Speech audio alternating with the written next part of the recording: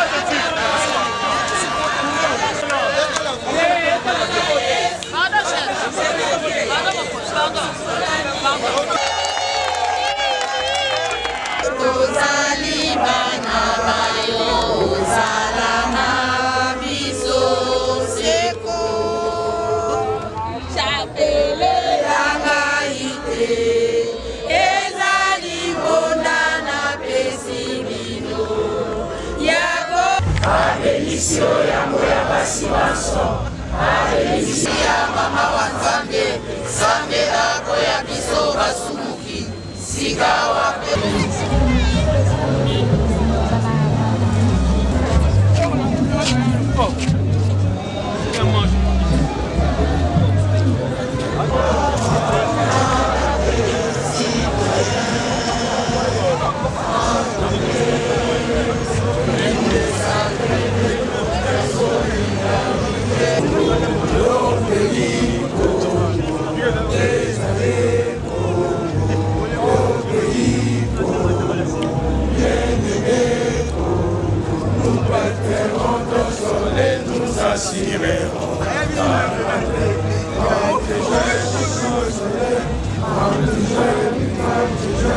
Jour sacré, sois des témoins, jour sacré de l'immortel, serment de liberté, et nous lèverons à notre postérité pour toujours. Nous sommes venus répondre à l'appel lancé par nos évêques. Le même message a été relayé par notre leader, le président Moïse Katumbi Chapoué, que vous connaissez bien, qui est toujours à côté de la population congolaise. La République démocratique du Congo est agressée par nos ennemis, les Rwandais, les Ougandais, ainsi que la communauté internationale qui les soutient. À ce sujet, nous sommes venus exprimer notre colère à ce jour à travers l'Église catholique où nous nous sommes rassemblés à ce jour pour dire non à l'agression dont fait face la République démocratique du Congo. La RDC veut la paix. Le peuple congolais veut la paix. Sans la paix, nous ne pouvons pas développer la République démocratique du Congo.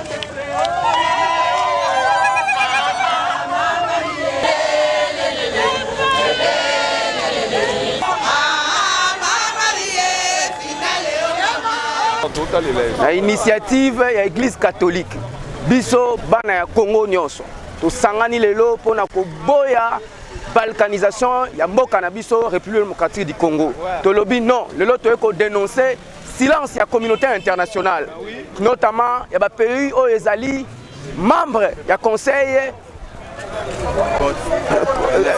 ya Nations Unies, France, hypocrisie ya France, États-Unis d'Amérique.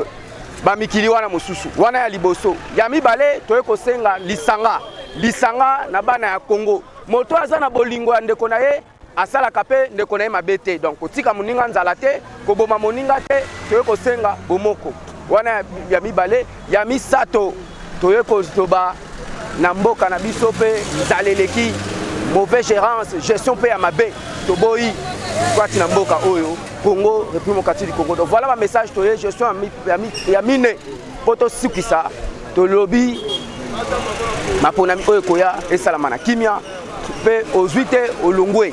Donc voilà, gestion yamboka pe ezali mabe na ba domaine nyonso social, na ba domaine nini. Oh lelo ezali résultat malgérance. Ce qui FARDC lelo akokite ko déboulonner. Monguna tokomi kozwa ba pays mosusu ya ba paya ezakisi ke banda ba o bazwi gestion ba gérer mboka mabe bakoki ko reconstituer armée na bisote kitoko mana likambo o ba bongisa likambo te na likambo mosusu. Donc voilà message oto nango lelo yango wana.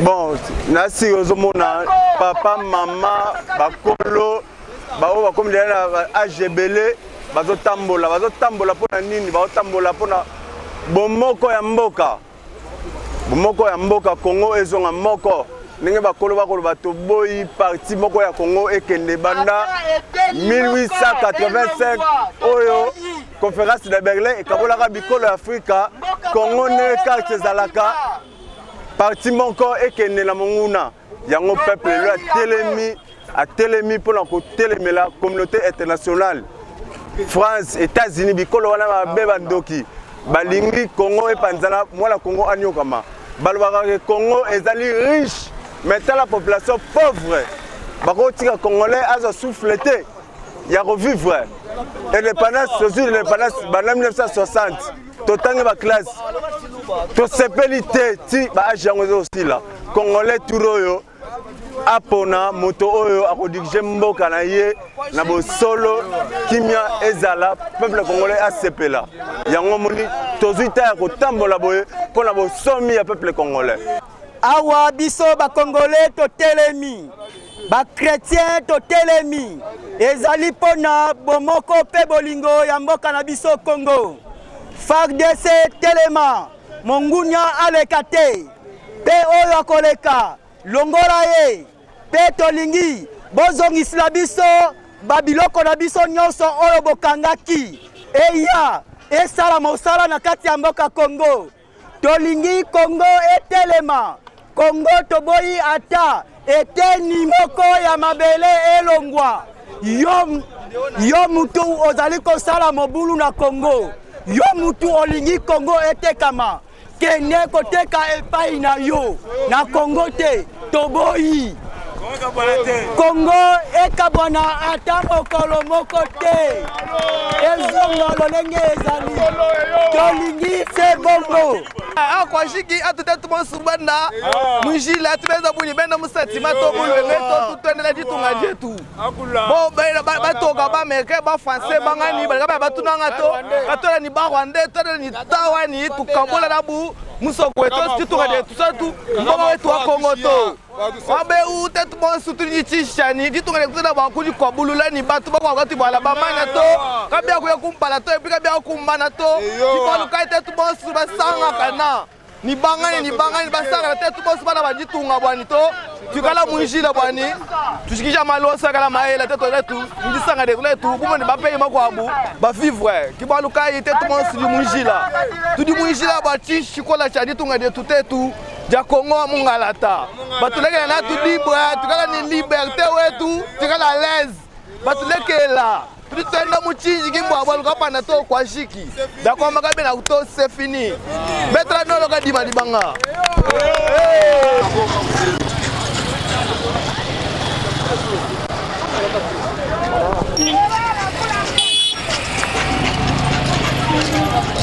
Apona mboka na biso pona FARDC ndenge bazonyokama bazokende kuna bazosufrir tozotambola pona bongo pona mboka na biso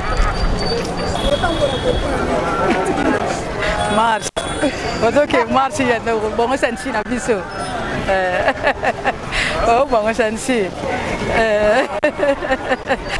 tozotambola tozana lobata paroisse Sainte-Thérèse tozotambola pona kimia na mboka na biso mboka eza ya biso moko nzambe apesa biso mboka kitoko lokola Congo nkita na biso balingi babotola yango toboyi yango moni tozali kotambola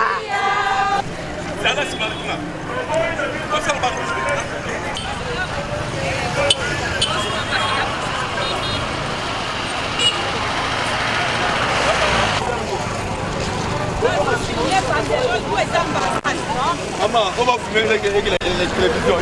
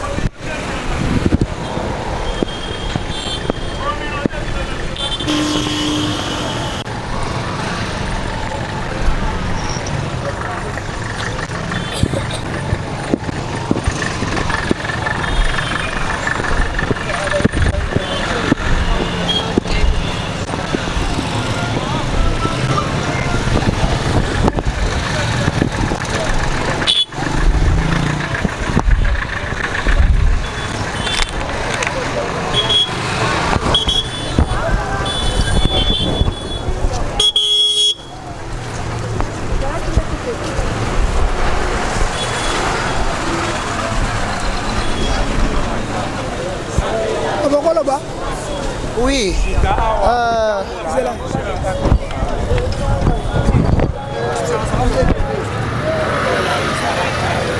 Oui, nous avons la marche. L'église catholique s'engage dans cette bataille. Bitumba oyo banguna bakote libiso. Alors tous ça engagé. Tozali kotambola pona koloba ke tozana kanda tozana esengote ke bato bauta musika baya kobotola mboka na biso. Yango wana tosenga nzambe oyo apesaki biso mboka oyo ye moko aloba liloba. Apesa mitindo ete bao baagresseur na biso nyonso bazonga bisika bautaki. Tozana besoin ya kimia. Tozana besoin bitumba te. Soki bazo convoiter ba richesse na biso eza biso te nzambe nde apesaki biso. Basenga pe pa nzambe apesa bango ba richesse. Batika biso kimia. Donc twana esengo te na makambo ezoleka na munyele ya mboka. Bandeko na biso baza massacré, baza violé, baza enlevé. Alors biloko wana ezosala tete yango wana tozo manifester mécontentement na biso. Nous sommes la jeunesse de l'église catholique qui est en train de marcher selon la décision de nos pères spirituels qui sont les évêques de la Cinco. Nous disons non, non, non à la complicité internationale pour tout ce qu'ils sont en train de faire à l'est de notre pays. Nous disons non, nous ne voulons qu'aucune goutte de sang ne puisse encore tomber dans l'est de notre pays. Toboyi, même pas 1 millimètre yango cannabis tokoki posséder yango. Yango, communauté internationale, boyoka peuple congolais malamu à travers l'église catholique. Tolingi te makambu bozo sala na est. Et puis dès aujourd'hui là, tolobi non, botika complicité wana bozo sala entre Binona Kagame pour que Bobo Magabande Konabiso. La vie est sacrée. La vie est sacrée et la vie est sacrée. Botika complicité wana yako pesaka M23 mandoki et puis eza non seulement M23 ba groupe eza tellement ébélé oyo ba complotaka na bino pona kobomaka peuple congolais. Ngote yaya. Toye koluka bosomi ya ekolo na biso Congo toza na bosomi te yango tozotambola mpona bosomi.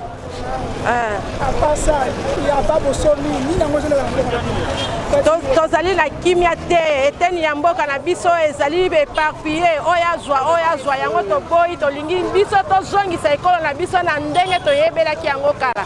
Toboyi bakanizasio wana tolingi yango te tolingi kimia na kati ya ekolo na biso tolingi bosomi ya solo oyo nzambe apesa biso biso tozoyiba ya bato te mama bato bazoyiba ya biso lolenge kani mpo na nini yango tozotambola mpona kolakisa bamindele tolingi mobulu te tolingi kimia na mboka na biso bazongisela biso badroit na biso yango tozali nango posa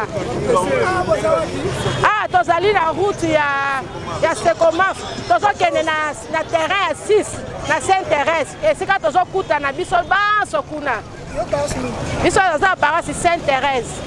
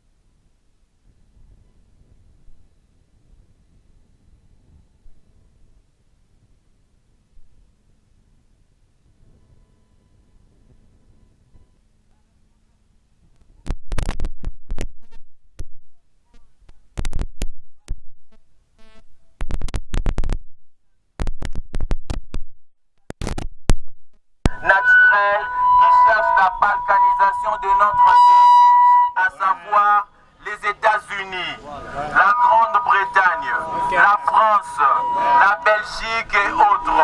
Nous dénonçons aussi le comportement de certaines organisations internationales telles que l'ONU, la MONUSCO, l'Union européenne, l'EAC et autres qui ne jouent pas franc jeu. Les affres de guerre dont sont victimes nos compatriotes de la partie est de notre pays nous obligent à leur lancer à cette occasion un message de compassion et de solidarité. Les sacrifices que consentent nos vaillants soldats de FARDC au front nous poussent à les encourager. Recommandation. Vu que l'intégrité territoriale et la souveraineté nationale ne sont pas négociables, nous, fidèles de l'archidiocèse de Kinshasa, recommandons ce qui suit. Je cite 1. Que l'État congolais joue pleinement son rôle régalien, notamment par la restructuration en profondeur de nos services de sécurité. 2. L'intensification du processus de retrait de la MONUSCO de la RDC. Yo!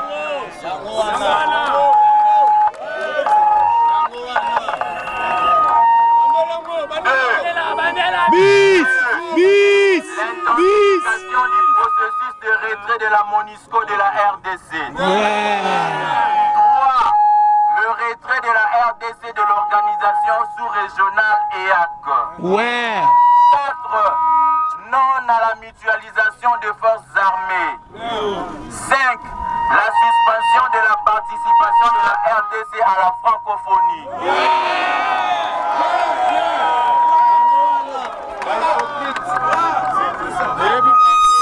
6. La ratification par le Parlement de tous les accords internationaux avant toute signature par l'État.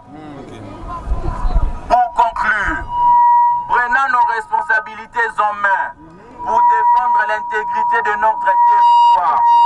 Nous, peuple congolais, sommes prêts à, je cite, consolider l'unité nationale pour que la RDC reste une et indivisible. 2. Considérer la RDC comme pays solution multisectorielle car son anéantissement ne pourrait se faire qu'au préjudice du monde. 3. Cultiver l'amour de la patrie jusqu'au sacrifice suprême. Que la bienheureuse Vierge Marie, Mère du désarmement, intercède pour la RDC, notre patrie, auprès de son Fils, Jésus-Christ notre Seigneur, pour une paix durable sur toute l'étendue de notre territoire national. Amen.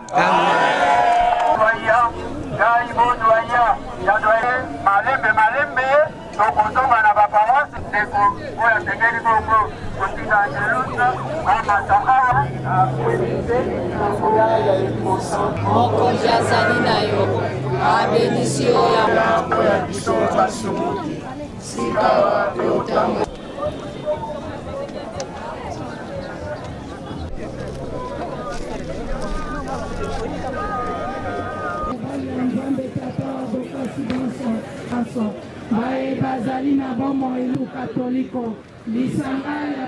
En tant que notable Yanjili, pour répondre à l'invitation Oyo, Papa Cardinal Ambongo na baïs balance en particulier l'église catholique pour manifester solidarité na bango vis-à-vis la population na biso ya est ya République démocratique du Congo pe mapinga mabiso na RDC pe chef de l'État, commandant suprême des forces armées, parce que mboka na biso ezali en danger. Danger ezali mboka oyo babengi mboka mokele kete wana Rwanda, mais eza koya ko nyonga biso à travers bato moko bazangatina ba M23 oyo basilaka na bango, mais tomoni baye ko bima lisusu toye koloba et puis bazosala makambo oyo eza makambo ya somo, bazali ko boma ba civil, bazali ko violer bandeko na biso, ba mama na biso, bandeko na biso abasi.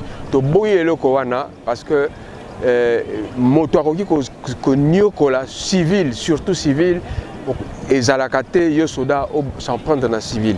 Mais surtout mboko ya biso na ye pona koloba ete naza déterminé na mansonga na salaka mboko ya biso 1 cm² ya mboka na biso ekoki kolekana na maboko ya mopaya te. Wana ezali mabele ya bakoko na biso to regarder yango ti kino ba génération na ba génération. Donc toye pour nous montrer une fois de plus na face du monde que tozali solidaire na baton. Mais deuxièmement toye pe na ye c'est de hypocrisie occidentale à travers l'organisation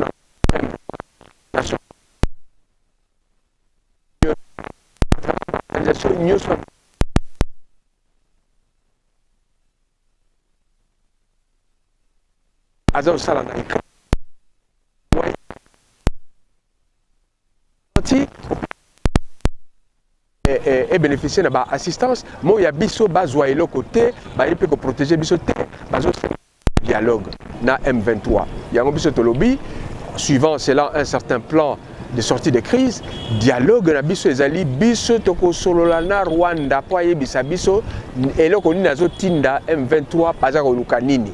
Toko solola na Uganda yebisa biso ndenge nini M23 ekufaka bazaka suna ba arme te, bongo mbala moko ba armement sophistiqué et continue mboka Congo par l'Ouganda. Donc ça veut dire que Ouganda a concerné au plus haut point na Rwanda. Et ça donc un complot international pour la Kabola mboka na biso to boyango yango Ouganda kimia Ouganda na Rwanda baye bisa biso balingaka nini pour la Congo. Besoin de ça l'activité économique parce que ça le propre il y a mais to boyi baya ko yiba biloko na biso na moyibi to baya ko yiba biloko na biso en tuant la population congolaise. Donc bref na mokuse to yé ko la solidarité na biso vis-à-vis ya population à est, vis-à-vis ya Mampinga na biso ya FRDC oyo eza na apuya mokonza mboka Papa Félix Tshisekedi. Oui, je suis venu répondre en tant que notable de Djili et à l'invitation de la 5 et du cardinal et qui ont souhaité que la population congolaise manifeste son soutien vis-à-vis des FRDC, vis-à-vis de la population du nord-est de la République démocratique du Congo et au regard des atrocités que ces populations sont en train de subir de la part d'un petit groupe appelé M23, mais dont le papa et la maman se trouvent être le Rwanda. Cela est établi dans tous les rapports internationaux. Et donc nous voulons ici, moi je suis venu pour apporter mon soutien à cet appel de la CENCO et dire que je partage totalement ce point de vue. Ce pays ne sera jamais cédé. Quelques centimètres carrés que ce soit ne sera jamais cédé à quiconque pour des raisons, je ne sais, mercantiles. Et donc nous disons, nous restons un pays pacifique, mais qu'on ne vienne pas nous provoquer. Nous sommes tous là pour protéger ce pays et nous allons nous battre à la dernière goutte de sang pour que ce pays reste un pays uni. Et nous disons surtout à la communauté internationale de cesser avec l'hypocrisie. L'hypocrisie qui consiste donc à faire de l'Ukraine, qui est un pays envahi par un autre, comment dirais-je, la solution au problème d'agression territoriale et de laisser la République démocratique du Congo sans soutien. L'argent qu'on donne à l'Ukraine, c'est près de 5 fois à 10 fois le budget de la République démocratique du Congo. Alors que nous avons besoin seulement d'un soutien diplomatique, c'est-à-dire qu'on condamne fermement le Rwanda et qu'on condamne le M23 et qu'on exige le retrait total du Rwanda à travers les M23 du territoire congolais. Mais nous disons aussi, et cela rejoint un certain plan de sortie de crise qui a été, dont on a parlé récemment, nous devons absolument parler avec le Rwanda, parler avec l'Ouganda, pas avec le M23 qui n'est qu'un supplétif, qui n'est qu'un pion. Nous devons vivre éternellement avec le Rwanda comme voisin, avec l'Ouganda comme voisin. Mais comme c'est eux, c'est établi, qui sont derrière le M23, on doit s'asseoir pour qu'ils nous disent qu'est-ce qu'ils veulent. S'ils veulent des activités commerciales, économiques avec la RDC, eh bien nous sommes prêts à nous mettre d'accord, à voir si on peut faire des joint ventures, si on peut faire des collaborations, mais il ne faut surtout pas qu'ils viennent prendre ce que Dieu nous a donné, qu'ils viennent prendre cela par la force. Nous nous opposerons jusqu'à la dernière goutte des Congolais. Voilà. Un message pour la population de l'Est? Oui, pour la population de l'Est, je dis, je réitère, j'ai été à l'Est il n'y a pas longtemps, j'ai vu comment ces populations souffrent. Et ces populations ont souffert moment déjà. Il est grand temps que ces populations recouvrent la paix. Et nous disons, soyez courageux. Nous ici, au loin où nous nous trouvons à Kinshasa, nous ne vous avons pas oublié et nous ne vous oublierons jamais. Nous serons toujours là à vos côtés, en prière et en toutes sortes de solidarité pour vous dire que le peuple congolais est un et restera toujours un, uni et indivisible. C'est moi qui vous remercie.